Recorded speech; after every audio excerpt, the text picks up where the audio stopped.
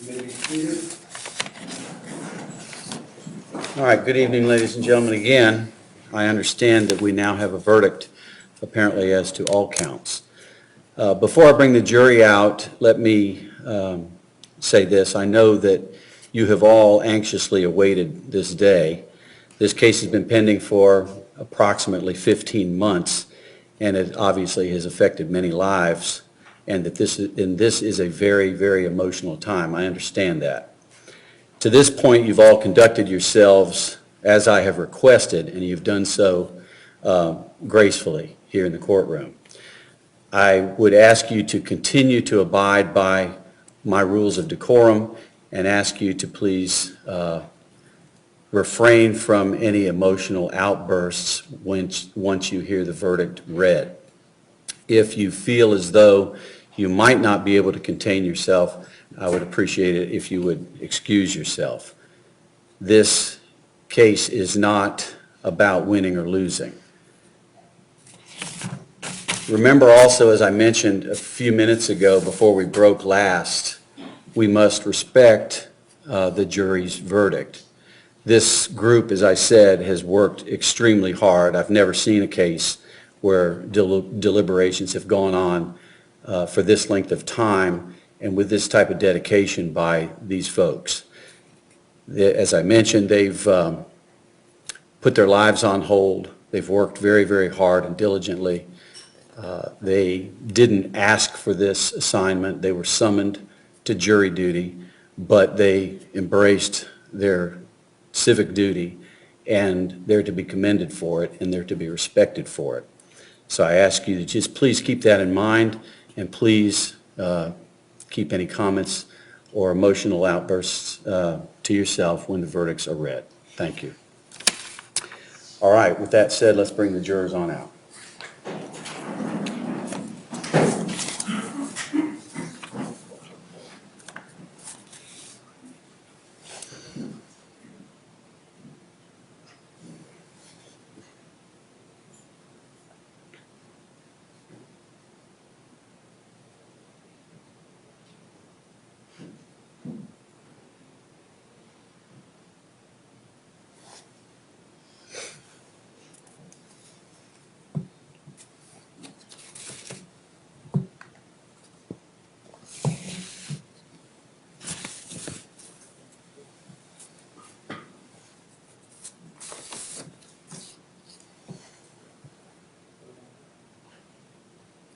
Jurors entering the courtroom.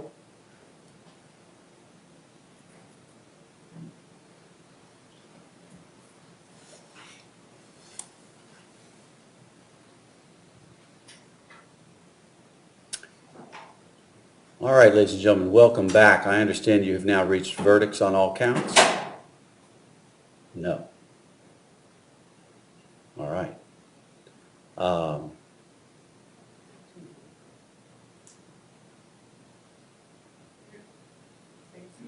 Yes, ma'am. We're deadlocked on one. All right.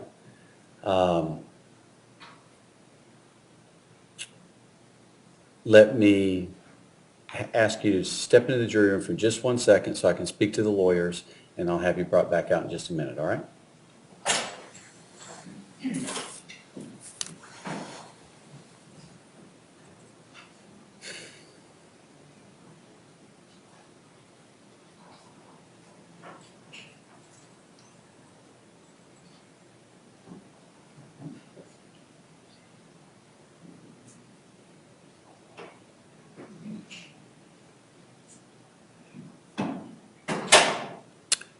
Ms. Corey, or Mr. Guy, or Ms. Wolfson.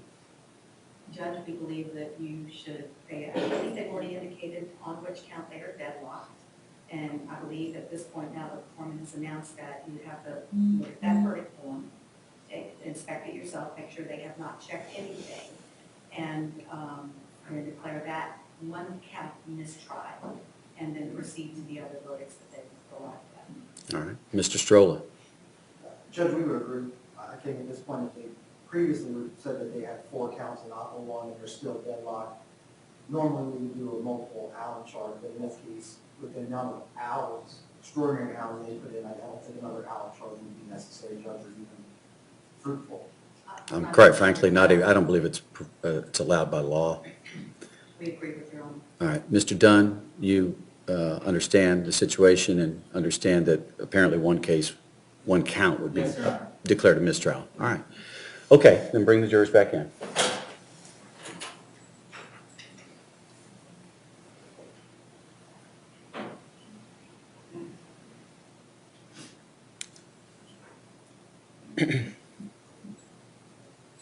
Jurors entering the courtroom.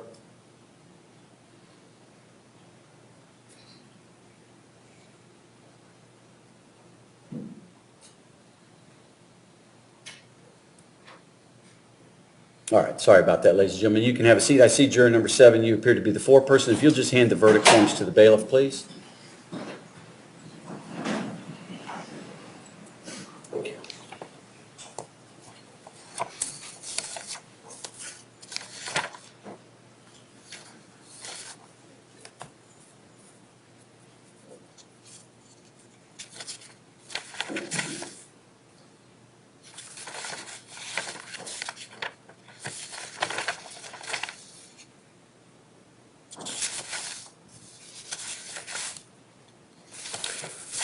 All right, we have verdicts in counts 2, 3, 4, and 5. I have the verdict form in count 1. There are no markings on it, but I will provide it to the clerk for the record. And based on the jury's inability to reach a verdict as to count 1, I will declare that mistried, and we will talk about how we will proceed with regard to that in a moment. The other verdict forms are in order. I'll give them to the clerk for publishing. In the Circuit Court of the 4th Judicial Circuit in and for Duval County, Florida, in case number 16-2012 CF 011572 AXXXMA, Division CRD, the State of Florida versus Michael David Dunn. Verdict is to count 2. We, the jury, find the defendant guilty of attempted second-degree murder, a lesser included offense. We find that the defendant discharged a firearm during the commission of the offense. Verdict is to count 3. We, the jury, find the defendant guilty of attempted second-degree murder, a lesser included offense. We find that the defendant discharged a firearm during the commission of the offense. Verdict is to count 4. We, the jury, find the defendant guilty of attempted second-degree murder, a lesser included offense. We find that the defendant discharged a firearm during the commission of the offense. Verdict is to count 5. We, the jury, find the defendant guilty of shooting or throwing deadly missiles as charged in the indictment. So say we all, done in Jacksonville, Duval County, Florida. Juror number 7, foreperson, dated February 15th, 2014. Does anybody need the jury polled? Yes, Your Honor. Juror number 1, are these your true and correct verdicts? Yes. Juror number 2, are these your true and correct verdicts? Juror number 3, are these your true and correct verdicts? Yes. Juror number 4, are these your true and correct verdicts? Yes. Juror number 5, are these your true and correct verdicts? Yes. Juror number 6, are these your true and correct verdicts? Yes. Juror number 7, are these your true and correct verdicts? Juror number 8, are these your true and correct verdicts? Juror number 9, are these your true and correct verdicts? Juror number 10, are these your true and correct verdicts?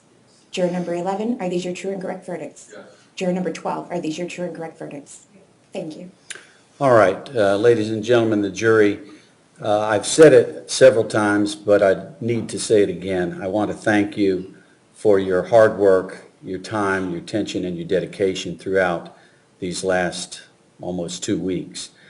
There will never be words that I could ever express to you to tell you how grateful I am, and that we all are, for your service, your consideration and dedication to this process. It's been a long 13 days, I believe now, and when you came on Monday, you recognized that obviously you were here for jury service and you had a civic duty to perform, and you have embraced that, and I truly appreciate it. I've watched you throughout these last 2 weeks, and I know how hard it has been for you and how difficult it has been for you, but you have performed your duties with the absolute utmost of professionalism. You are why this justice system is the greatest in the world. So from all of us, let me again extend my gratitude and thanks. Before I release you, I do want to advise you of some distinct privileges you have as jurors. And I alluded to this, I believe, back Monday or Tuesday of last week. And this is the last jury instruction that I will read to you. No juror can ever be required to talk about the decisions that occurred in the jury room except by court order. For many centuries, our society has relied upon juries for consideration of difficult cases. We have recognized for hundreds of years that a jury's deliberations, discussions, and votes should remain their private affair as long as they wish it. Therefore, the law gives you a unique privilege not to speak about the jury's work. Although you are at liberty to speak with anyone about your deliberations, you are also at liberty to refuse to speak to anyone. A request to discuss either your verdict or your deliberations may come from those who are simply curious, from those who might seek to find fault with you, from the media, from the attorneys, or elsewhere. It will be up to you to decide whether or not to preserve your privacy as a juror. You should know that your decision whether to talk about your experience is entirely yours. It's an individual decision. You do not have to vote on this as a group. Please remember, though, that my order regarding the confidentiality, your identity, remains in effect. That order will remain in effect until further order of the court. So I want you to keep that in mind. If you were to decide that you wanted to speak to someone about this case, whether it was family, friends, or the media, I would ask you to please not identify any of your fellow jurors. Because of the publicity that has surrounded this case, I have also been asked to advise you that if you wish to speak to the media today, we can arrange for a court administrator to escort you to the adjacent courtroom, which is courtroom 407, for you to be interviewed if that were your desire. Basically, we will take you through a back hallway and into this adjacent courtroom where you could be interviewed either on camera or off camera. You could be interviewed either with your voice recorded or not.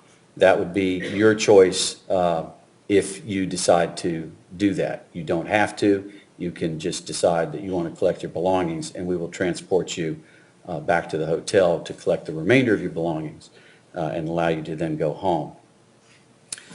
Keep in mind that if you decide to speak to the media either tonight or at any time, then the confidentiality of your identity obviously would not any longer be in effect.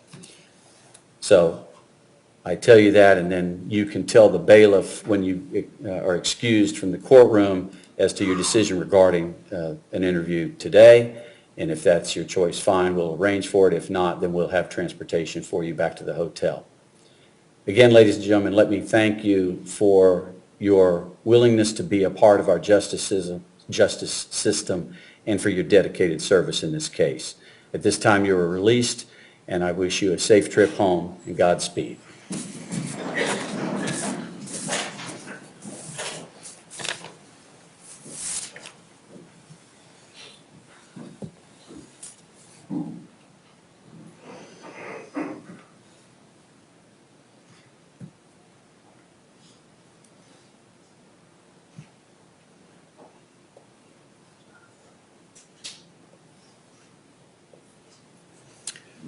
All right, Mr. Dunn, you're having been convicted of counts 2, 3, and 4 by a jury.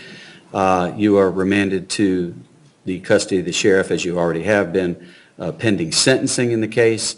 I assume he's entitled to a pre-sentence investigation report. Yes, Your Honor. All right, so we will order a pre-sentence investigation report. For those of you that do not know, that takes generally about a month to prepare. My intention is to set this case for sentencing and additional consideration on March the 24th, unless somebody tells me they've got an objection. It would be set on that Monday to pick a day later in the week for actual sentencing. Other than that, I'm not sure what else there is to do this evening. Judge, I might have misheard you. counts 2, 3, 4, and 5, correct? That's I what you have hope I there. said that, but it is counts 2, 3, 4, and 5, yes, ma'am. So the sentencing would be during the course of that week. Yes, sir. And then I would assume at that point in time, or shortly thereafter, we'll have some indication from the state as to how you want to proceed with regard to count 1? Yes, sir. Okay. Anything else from the state? And testimony with clerk. Yes, ma'am. While they're doing that, Mr. Strolla, anything that you can think of? Judge, in terms of just the March 24th, if that can be tentative, obviously I need to look at my calendar and possibly call your honor. Sure. Try to work that, Judge. All right, that's, no, I understand. You may have other obligations, having been here for 2 weeks, so that's when I'd like to do it. If that presents a distinct difficulty or problem for you, just let me know, hopefully next week, so that we can then change the date to something that everybody can live with. It would be convenient for everyone. I also, while we're at it, was informed that there was an objection filed to Magistrate Sampson's report and recommendation regarding the jail phone calls. I believe that then is going to require a hearing. I don't know to what extent, Mr. Stroller, you want to be a part of that, but if you do, I will allow you to appear by phone. Ms. Corey, obviously, you'll be here. I will get in touch with, or perhaps you could get in touch with the interveners to see if they actually want to have a hearing or how they want to proceed. We look forward to a hearing. We file a response as well. Yes, ma'am, I So we'll understand. make sure that Mr. Stroll is copied with those. Okay. All right. So the next court date, at least at this point, will be March 24. That'll be at 9 a.m. Actually, I believe we will vacate this courtroom and we will go back to courtroom 305 for that. Although that might be subject to change, I'll have to check with the chief judge about continue doing the sentencing in here versus in the other courtroom, which is a bit smaller, but I'll check with him about that. Yes, sir. Anything else? No, sir. Thank you, Judge. Thank you, folks. Thank you all. Have a great evening.